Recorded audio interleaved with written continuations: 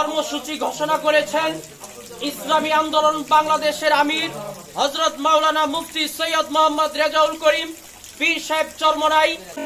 তার অংশ হিসেবে আমরা আজকে এখানে মিছিল করব। আমাদের কথা হলো, এই বাংলাদেশটা আর পূর্বের 54 বছরের আদলে আর চলতে পারে না। কথা ঠিক কিনা? যেই চাঁদাবাজি, খুন খারাপি, ধর্ষণ, ছিনতাই, রাহাজানি, দেশের সম্পদ বিদেশে পাচার করে সম্পদের পাহাড় গড়েছে যারা, তাদের কাছে এই বাংলাদেশের ভাগ্য আমরা ছেড়ে দিতে পারি না। কথা ঠিক কিনা? এই পিয়ার পদ্ধতিতে নির্বাচন হতে হবে। যারা পিয়ার পদ্ধতি চায় না, তারা নতুন করে বাংলাদেশে ফ্যাসিস্ট হওয়ার পথেই তারা চলতেছে, সেই পথেই তারা হাঁটতেছে। কথা বলে তারা বলে বাংলাদেশের জনগণ নাকি পিয়ার বুঝে না। আমার তো মনে হয় যে তারা নিজেরাই পিয়ার বোঝে না, সচেতন নাগরিক। ঠিক বাংলাদেশে আর কোন নতুন ফ্যাসিস্টের আগমন বাংলাদেশের তহিদি জনতা জাগ্রত হবে, দেবে না। বাংলাদেশের জনগণ জাগ্রত হয়েছে। আমরা ডাকসু নির্বাচনে দেখেছি বাংলাদেশ এখন শান্তি চায়, ইসলাম প্রিয় মানুষদের মুক্তি চায়। আগামীর বাংলাদেশ মানুষ ইসলাম চায়। ইনশাআল্লাহ বাংলাদেশের জনগণ, বাংলাদেশের ইসলামী দলগুলো ঐক্য হয়েছে। আজকে আমাদের ভিতরে কোনো ভেদাভেদ নেই। আগামী নির্বাচনে ইসলামের পক্ষে আমাদের একটাই ব্যালট পেপারের মাধ্যমে ভোটাভুটি তুলতে হবে ইনশাআল্লাহ। মানুষ আগামী সংসদে ইসলামকে দেখতে চায়। অতএব আমাদের সকলকে ঐক্যবদ্ধ থাকতে হবে। ঠিক কিনা? সকলে ঐক্যবদ্ধ থাকবো। আমি বলতে চাই, আজকে চরমনাই পীর সাহেব হুজুরের নেতৃত্বে, ইসলামী আন্দোলন বাংলাদেশের আমিরের নেতৃত্বে সমস্ত ইসলামী দল ঐক্যবদ্ধ হয়েছে। আমরাও স্থানীয় ভাবে সকলে ঐক্যবদ্ধ। ঠিক কিনা? আমাদের মধ্যে কি কোন আর ভেদাভেদ আছে? আমরা সকলেই এক। হাতের 5টি আঙ্গুল আলাদা আলাদা, যখন আমরা মুষ্টি বাঁধি তখন এক। অতএব আমরা সকল ইসলামপন্থী যারা ইসলাম চাই, দেশের সার্বভৌমত্ব রক্ষা করতে চাই, মানবতা প্রতিষ্ঠিত করতে চাই, আমরা সকলেই এক। ঠিক কিনা? আর যারা ফ্যাসিস্ট হতে চায় তারা কিন্তু পিয়ার চায় না। ঠিক কিনা? আমি বলতে চাই, আসলে পিয়ার তারা বুঝে না।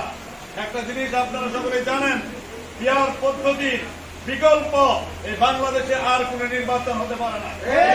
আমরা 54 বছরে 12টা নির্বাচন যে দেখেছি, এই 12টা নির্বাচনের প্রতিটা নির্বাচনেই সকলেই বলেছে নির্বাচন সুষ্ঠু হয় নাই, নিরপেক্ষ হয় নাই। ঠিক কিনা?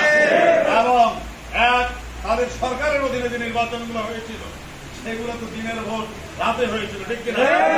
এবং একতরফা ভাবে নির্বাচন করেছিল। আমরা বলতে চাই, বাংলাদেশের সকল মানুষ যে যাকে ভোট দেয়, যেই দলকেই ভোট দেয় না কেন, প্রতিটা ভোটারের একজন প্রতিনিধি থাকতে হবে। ঠিক কিনা? যদি বাংলাদেশের একটা ছোট্ট দল হয়, সেই দল যদি গোটা বাংলাদেশে 1% ভোট পায়, তারও 3 জন এমপি পার্লামেন্টে থাকবে। এবং কোন দলের যদি 5% ভোট কোন বাংলাদেশে হয়, তাহলে 3, 5, 15 জন এমপি ওই দলেরও কিন্তু মেম্বার পার্লামেন্টে থাকবে। ঠিক কিনা? তাহলে এটা ভালো না 30%, 35% ভোট নিয়ে জয়যুক্ত হয়ে 65% লোকের উপরে জুলুম করবে, অন্যায় করবে, অত্যাচার করবে? এটা হতে দেওয়া যায় না। আসলে বিএনপি বর্তমান যে অবস্থা দেখছি, তারা স্বপ্ন দেখছে যে তারা ক্ষমতায় যাবে, একতরফা ভাবে সরকার গঠন করবে, এটা তাদের স্বপ্ন। আপনারা যদি ঐক্যবদ্ধ থাকতে পারেন, আমরা যদি ঐক্যবদ্ধ থাকতে পারি, তাহলে তাদের স্বপ্ন বাস্তবায়ন কখনোই হবে না। তাদের স্বপ্নই থাকবে। আমরা বলতে চাই, এই পিয়ার সকলের জন্য দরকার। ঠিক কিনা? পিয়ার পদ্ধতি বাংলাদেশ কেন্দ্রীয় সমাবেশ করেছে, সেখানে কে কে টাকা পাইছেন বলেন তো? কেউ পান নাই, কিচ্ছু পান নাই। কেন রাজনীতি করেন? মানুষ তো রাজনীতি করে টাকা কামাই করার জন্য। আপনারা কিসের রাজনীতি করেন? মানুষ কোটি কোটি টাকার মালিক হয়ে গিয়েছে। বর্তমান যে ফ্যাসিস্টরা বর্তমান বিগত দিনে বাংলাদেশকে 5 বার চ্যাম্পিয়ন করেছে দুর্নীতিতে, তাদের নেতা কর্মীরা কোটি কোটি টাকার মালিক হয়ে গিয়েছে। আমার মতো ইসলামপন্থী যারা রাজনীতিবিদ আছেন, তাদের পকেটের